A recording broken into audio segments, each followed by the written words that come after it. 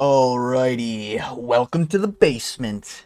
I think that's what I'm gonna call my little group nowadays. Once I start doing memberships and the like, the notification will be, welcome to the basement. I think that might be a good one. I don't know. If I'm completely off, you can comment it. I'll listen to my community. Regardless, I'm back doing the picks and predictions, baby. We got UFC after a week break. Thank fuck. I think all of us are, you know, getting a little dry, with these UFC fights. We had two pretty decent weeks, to be fair, back to back, and now we have, I guess the first week was kind of dog shit. I don't even know what I'm saying. Anyways, let's get to the picks and predictions for UFC Fight Night. Isreal Adesanya versus Nasruddin Imavov. This looks like a Saudi Arabia card. I don't know where it is. As I do with most of my picks, I don't gamble on these fights. I don't make bets on these fights. I am not your financial advisor, okay? As the GOAT would say, the true lightweight GOAT, we know he wins the rematch. Obviously, Renato Moicano. Anyways, yeah, so this card is pretty stacked, I'm not gonna lie. They really opened up their wallet and forked over everything they could for this fight, I'm not gonna lie. Now, the early prelims are a little bit of a different situation. However, yeah, this is just a fight night card. I just remembered it. No title fight on the line here, but pretty good fights. Yeah, so I do picks and predictions every week. If you want, my picks and predictions, feel free to like, comment, and subscribe. Hit that notification bell. Shameless plug over. I'm positive all year, technically speaking. So anyways, yeah. Getting into the breakdowns, we have Hamdi Abdulwahab versus Jamal Pogues. I heard of Hamdi before. Has he fought yet?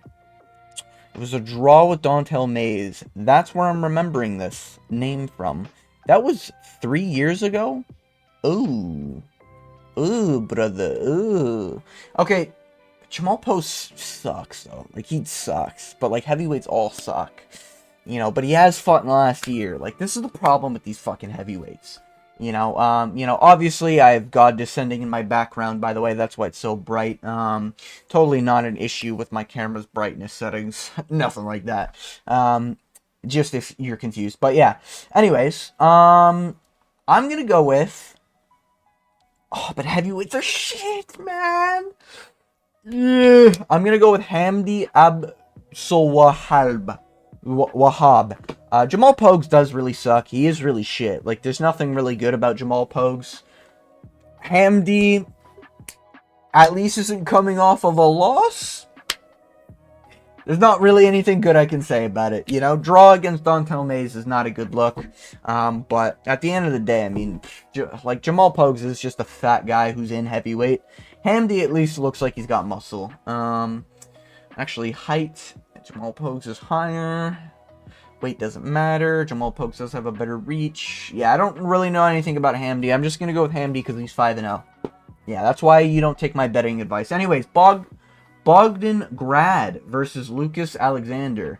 Who the fuck is this? I was going to say, this got to be a debut. Who the fuck?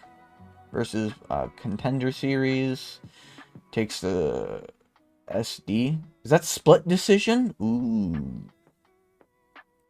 I don't like seeing a split decision on Dana White Contender Series, but he seems experienced. Lucas Alexander, I gotta remember. Jekka, yeah, Jekka's not that good, but he's not bad. Beating Steven Peterson, canceled David Onama. This is a hard one. I think I'm gonna go with Bogdan, only because Lucas isn't that good. From what I'm remembering, he's just not that good. On the feet, he just seems to not be that great.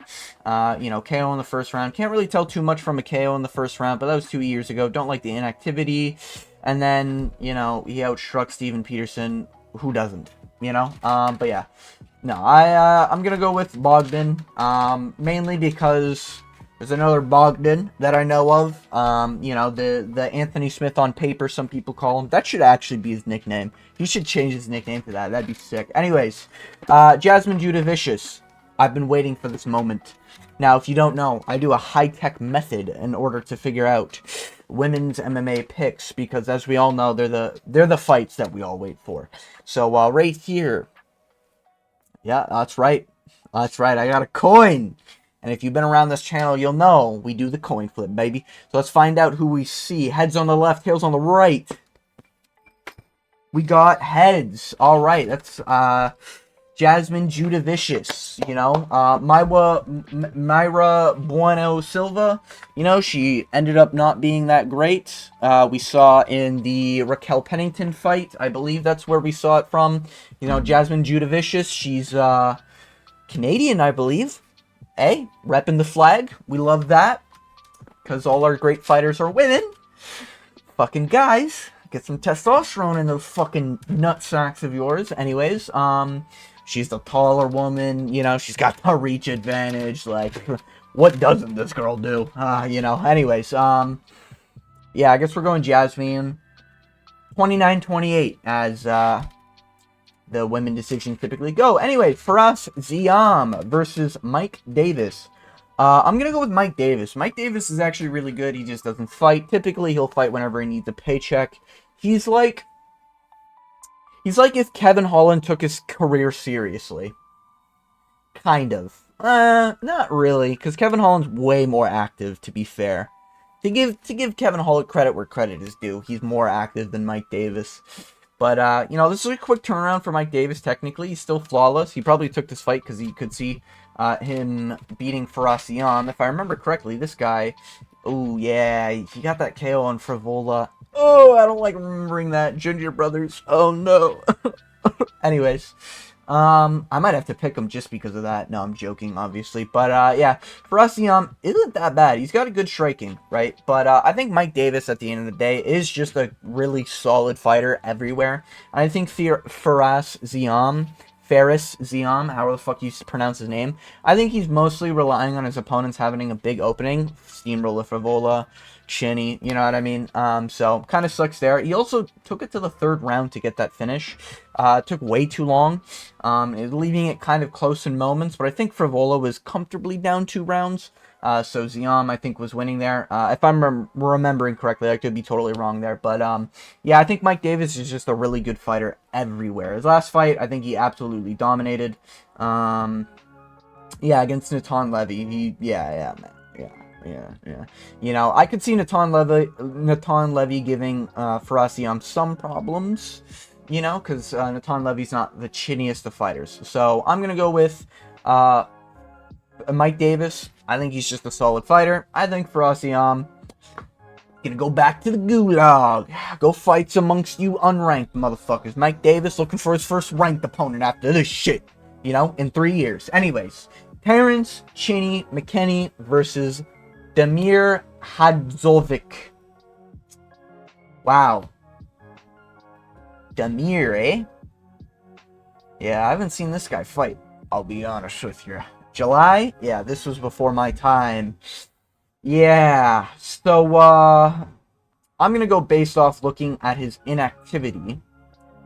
What are we looking at here? So we got a decision against DeCasey, where he lost. Who the fuck is that?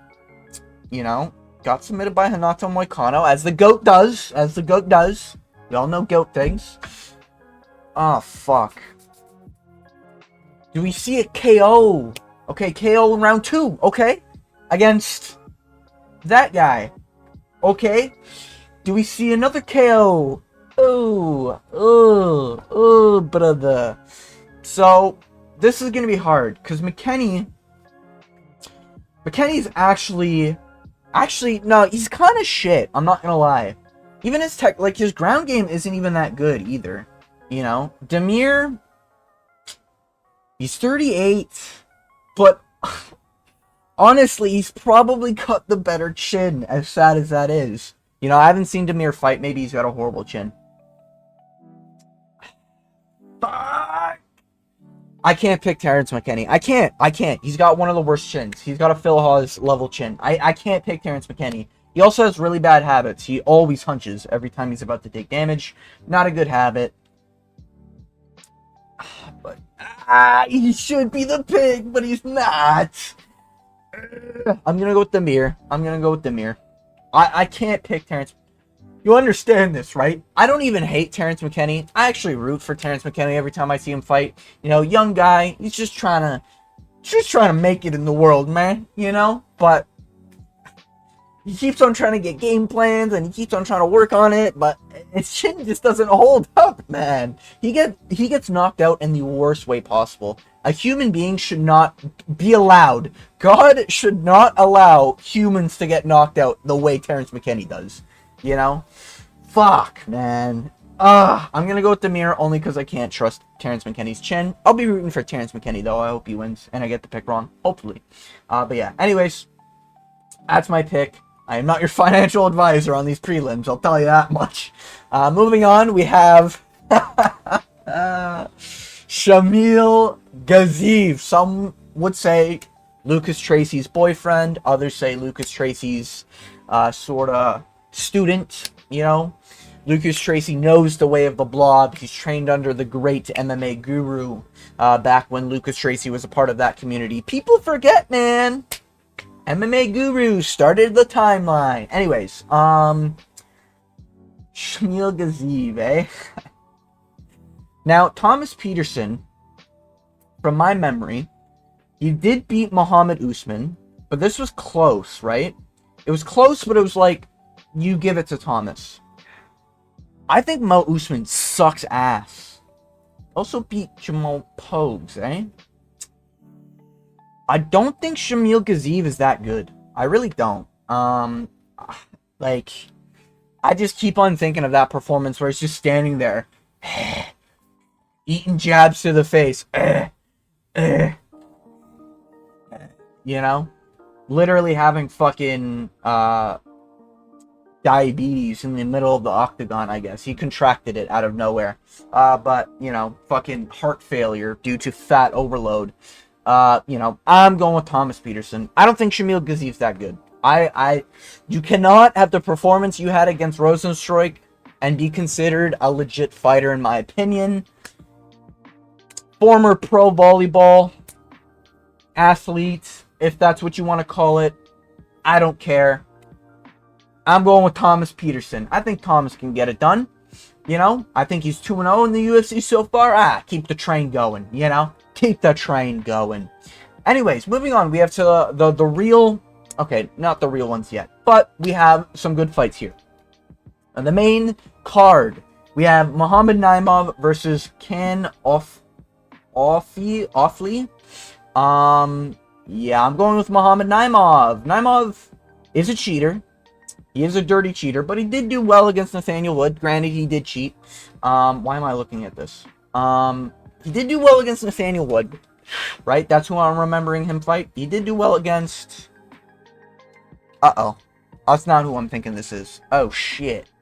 Let me just double check real quick. Did he not? Jamie Miller. Yeah, Nathaniel Wood. I am right. Of course I'm right. When am I wrong? Anyways, yeah, Jamie Malarkey, like that win. Nathaniel Wood, like that win. Eric Silva, whoever the fuck. I don't remember seeing that, to be honest with you. That was February?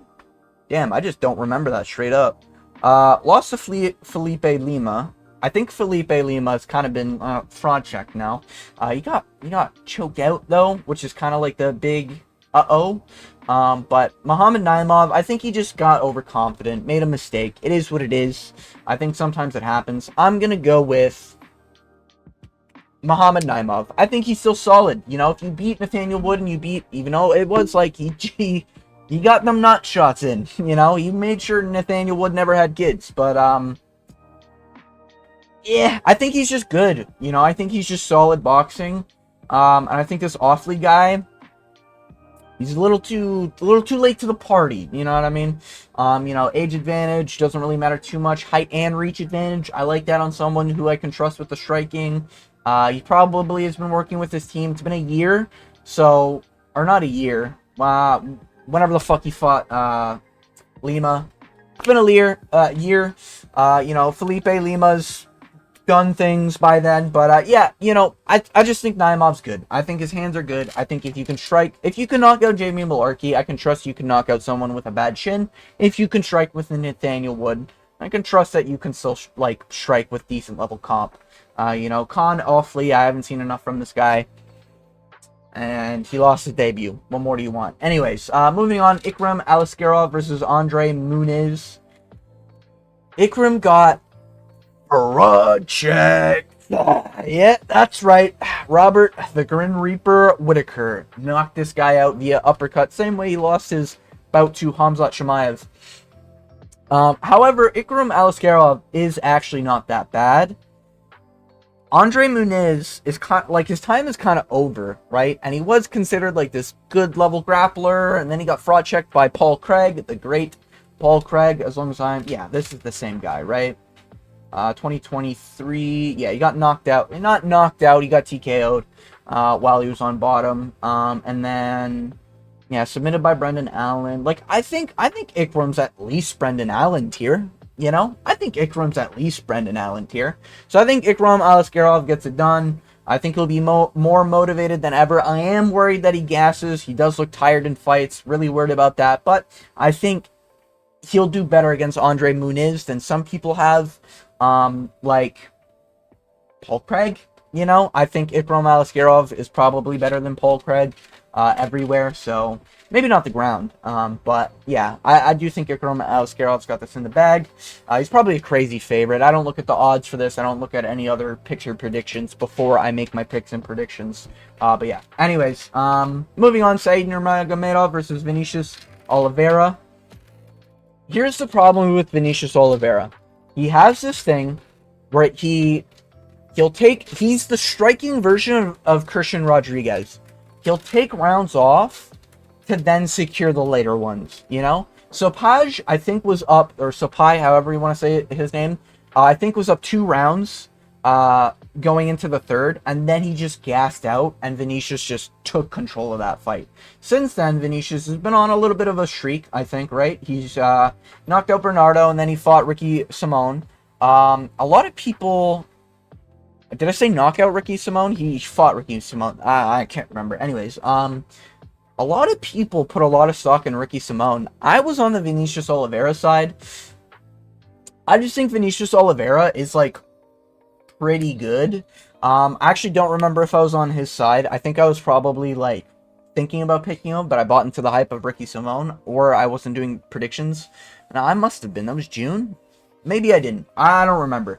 Regardless, I do think Vinicius Oliveira is a legit contender. Again, his only problem is that sometimes he'll take rounds off, and I'm really worried with tough opponents that if you take rounds off, it's not going to end well. Said Nurmagomedov is pretty skilled with his hands, but he just doesn't have finishing potential. Not too worried about Vinicius getting KO'd. I don't mind Said Nurmagomedov. He's a Nurmagomedov I actually appreciate, you know? There's a lot of decisions that I think he got robbed from. Ironically, right? Fucking Nurmagomedov getting robbed from a decision. When have we seen that? You know, definitely not with that Umar case. He got his ass fucking whooped for 4 rounds. Anyways, yeah, Vinicius Oliveira. I'm going with Vinicius. I think Vinicius is good. I think he's a solid striker. His grappling isn't that bad. Against Sopai, I'm pretty sure he just won his last fight. I think I picked him as well. Sopai had okay grappling defense, but, like, I think the real test was Ricky Simone. You know, I think Vinicius showcased that he's able to stuff takedowns, and he's able to keep it really well on the feet, you know? I don't think he's gonna just randomly flying knee KO Said Nurmagomedov, but I could see a wobbling from Oliveira. I think Oliveira is one of these tall dudes that really does hit hard, even though he's similar height to Said Nurmagomedov. You know, I'm gonna pick Vinicius. I think Vinicius gets it done. You know, what can I say? Yeah, going with Oliveira. Moving on. We have Sergey Pavlovich versus Jairzinho Rozenstruik. Now, if you don't know, now you know. I am a big Sergey Pavlovich fan. Mega super fucking Sergey Pavlovich fan. You know, he's what I aspire to be, physique-wise, maybe. Not really. I mean, yeah, kind of. He is just a big fucking dude. He's a big white Russian boxing menace. Okay, yes, he did get knocked out to Tom Aspinall, and yeah, he just fought, Alexander Volkov, and we saw how good Volkov was when he fought Gon. Absolutely whooped Gon for 3 rounds. Don't know how the judges were on crack cocaine, just fucking snorting it middle of the fight, and they just rewarded rounds for Ciryl Gane because they remember the name Ciryl Gane. Yeah. Sergey Pavlovich, I'm a big fan of. I think he is a legit contender still. I think he's a fucking killer. Honestly, though, there are people that I would pick against Sergey Pavlovich. Jairzinho Rozenstruik is not one of them. Jairzinho Rozenstruik has gotten way too comfortable not being in a firefight. Pavlovich, even against Volkov, hey, you can say what you want, got fraud checked by Tom Aspinall. I get it, right? You can gloat all you want. I respect it, okay? Because I was on Pavlovich's side. But in the Volkov fight, man, Sergey showed a really good chin. I know Volkov isn't known for his, like, one-hit KOs out of nowhere, but it's not like Volkov has fucking nothing in terms of power. Like, Volkov is still a 6'7" giant, you know, getting hit by those leg kicks, but getting hit by those body kicks cleanly, getting jabbed. His face was busted, like Sergey's face was busted up, you know, and Sergey Pavlovich was still fucking winging it. He was missing, granted, but he was still winging for the fences. Volkov got hit by a few shots that I think would have put down Jairzinho Rozenstruik. And I think, honestly, this is a time where Pavlovich can get back on his win streak. Now, his mental is the only thing I question. After the fight with Volkov, where he kind of roid-raged, pushed Volkov, former ally, former training partner. I don't like the vibes, I'll be honest with you. But I do like the skill. I do think Pavlovich still has some of the heaviest hands in the division, and that's saying something because it is heavyweight. And I do think Pavlovich, hey, hot take, nuclear hot take here, I think he's the only guy who kind of competes with Aspinall. I know he got knocked out within the first striking exchange, within the first minute. I get that. I think Sergey was just a little too overconfident, and I think, you know, he's going all through a lot of mental struggles right now, or within the past year, I feel like, because he kind of went from this guy who was like, who the fuck is this guy? Then in 1 year, he blasted to, like, #1 contender, literally making weight for John Jones versus Ciryl Gane. Like, that's insane. This guy actually did have a crazy blow-up in career, if I'm remembering correctly. He literally within, like, he lost to Alistair Over in 2018, and then he went on winning streaks and everything, but he took some time off as he needed, right? Well, not a lot of time off, to be fair. But he eventually took time off during the COVID period. Makes sense, right? And then he goes on this tear, and he goes from, like, not ranked to this 2022 March to November, or sorry, let's say the April fight, because after this, it's like he's #1 contender. Literally, like, within a year, he goes from unranked to making weight for the heavyweight belt for a backup fighter. Like, that's an insane, like, jump up in skill in every division, you know. And I know heavyweight's heavyweight, but he did knock out Derek Lewis, beat Tai Tuivasa before Tai Tuivasa was really fraud checked. I know he lost to Ciryl Gane first, but, you know, he was still a contender. You know, I'm just gonna cope with that. You know, just coping.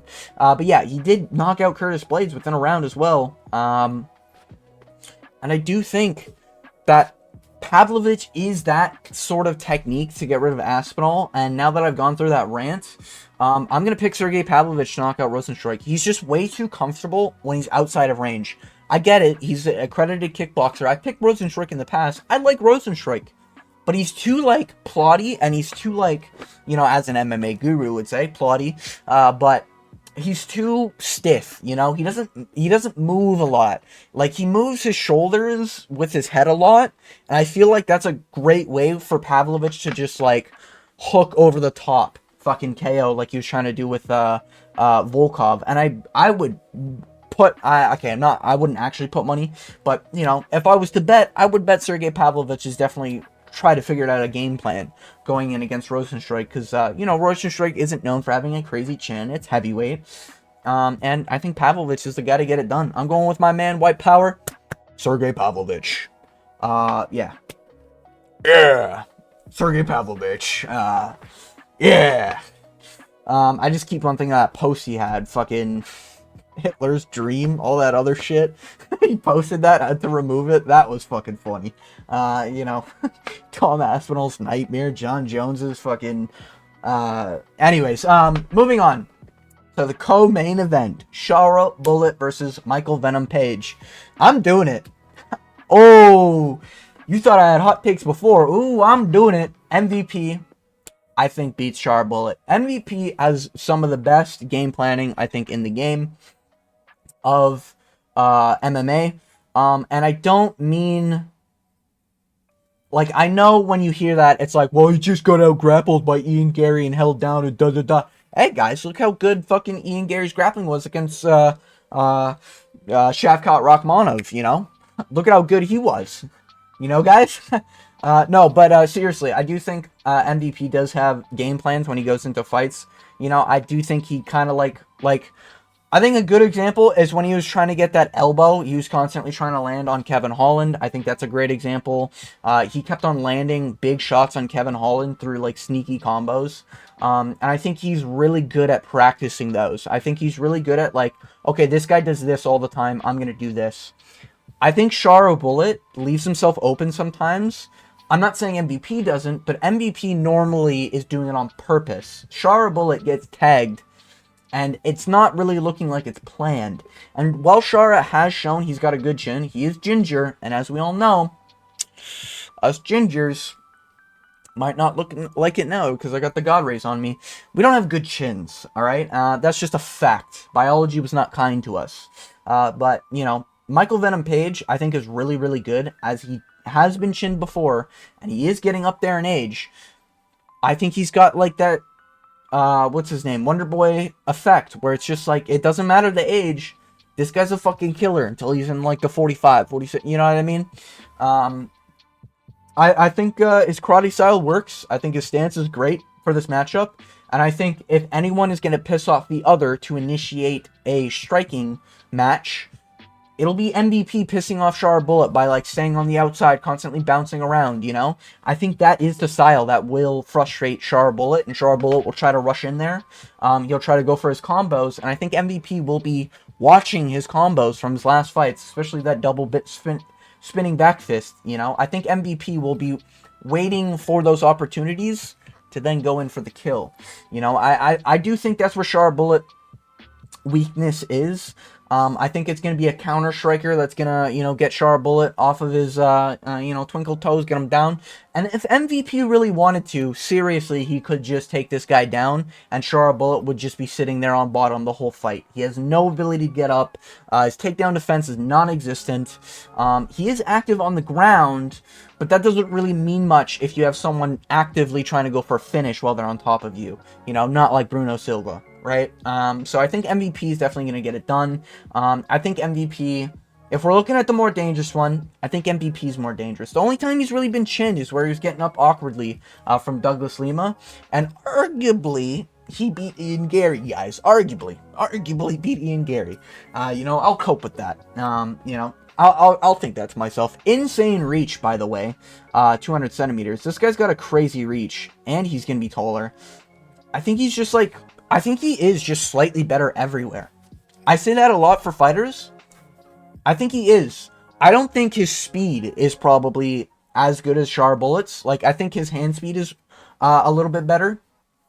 But I think MVP's technique, I think his grappling is even better. I know he just got embarrassed by Ian Gary, but I think that Ian Gary wins kind of aging a little bit better than people thought. And MVP was winning every striking exchange against Ian Gary, you know? I think Shara Bullet... I don't think he makes it that far. I think it's like... I think he would have had a path like, you know, Jack Hermanson, I think maybe he would have beat. Probably not because of the takedowns, but that's like a maybe he passes that test. I don't think he passes MVP's test. MVP is really, really good. You know, and MVP, this is a middleweight fight, which is something... I just now registered in my brain. So even MVP not being the big, like, he's not going to be the most full 185er. I think he's got plans, you know, and I think he's gonna go in here and he's gonna knock Char Bullet out. You know, I think we're gonna see Char Bullet's head get bounced off the canvas, which I'm sure a lot of people actually want to see because of all the rumors of him in that mall. But you know, I don't mind Char Bullet. I'm a fan of Char Bullet. However, I'm more of a fan of the MVP. I'm gonna go with Michael Venom Page. Moving on to the main event, we have Isreal Adesanya, Nasruddin Imavov. I'm going with Adesanya. I know. He's a doggy diddler. He drinks while driving. I know. Listen, guys. I know. He's been on video jerking off his dog. He makes very, very weird comments and wears dog like, I know he's a bad example for men as a whole. I get it, guys. But, hear me out. Nasruddin Imavov is kind of shit, you know? Let's not forget, this guy got his ass whooped by Strickland. I mean, not really his ass whooped, but it was a 3-2, I think 4-1 decision. Yeah, Sean Strickland. You know, no contest because of the headbutts with Chris Curtis. Chris Curtis is just a magnet for headbutts, I guess, or low blows. You know, the Roman Dolidze fight was literally, in my opinion, I was just like, this is shit. Like, this is... Watching Roman Dolidze, Nasruddin Imavov, you could tell me... You could ask me to watch that fight 10 times. I'd give you a different result every single time. That's how disgusting that fight was. You know, Jared Cannonier, he did wobble him, to be fair. Early stoppage, in my personal opinion. I get why, because of the wobbling, because it was, you know, Jared going everywhere, right? But he didn't fall, right? And I think if he doesn't fall, he still loses. But it's not like, oh, Nasruddin Imavov's got that one-hit KO punch, you know? Isreal Adesanya, I know I meme about, you know, is he, like, dog diddler, everything like that. He's still got a good shin for, like, his area of expertise, we'll say. You know? He's no Phil Hawes, is what I'm trying to say, right? He's more of the... I think his shin's better than Jared Cannonier. That's what I'm trying to say, right? So I think Isreal Adesanya, I don't think he's going to have to worry that much about the power. Even though Isreal Adesanya is getting older, I think Izzy is kind of at the point now where he's comfortable being like that low-ranked contender for a little bit, and then he'll retire after a little bit. Maybe this is his retirement fight once he wins. Who knows?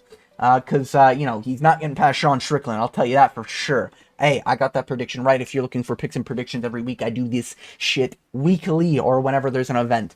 So, if you're looking for a new picks and predictions guy, I might be him. Click that notification bell, hit that subscribe button. Anyways, back to the fight.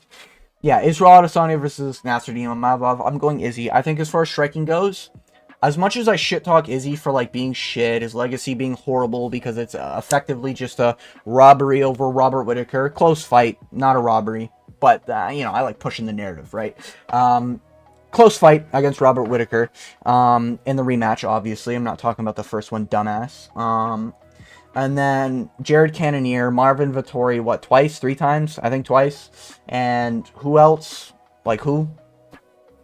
I can't even think of the other one. Alex Pereira is obviously his best win, but that's not during his reign. That was after he lost the belt and then got it. Yeah, you get my point. I think Izzy is going to be better in the striking. And I think Nasruddin Imavov doesn't have good takedowns at all. I think Izzy wins this. I don't think Imavov is going to be getting Isreal Adesanya's back. I think Izzy, if anything, will be able to guard the takedowns. Listen, he fought DDP...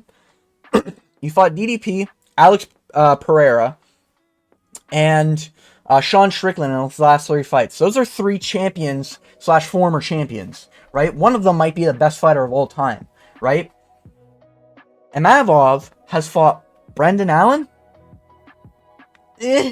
Jared Cannonier, which arguably could have went to the scorecards if, you know, he didn't get short notice, fucking, what's it called? Early stoppage. And who was the other one? Oh, Roman Dolidze. Like, if we look at the last 3, obviously Adesanya's fought the higher level comp. And, you know, there's a better argument, I think, that Izzy's a better striker than Nasruddin Imavov. I think it's, like, hands down. Isreal Adesanya. Like, I don't like Izzy, but I'm going to pick him. I do think he's just the better fighter, you know? I want to be objective here, and I do seriously take my picks, like, serious. Like, these are picks I genuinely believe in, guys. You know, even though I'm not putting money in this or recommending you put money in this, I think Izzy wins by KO to be...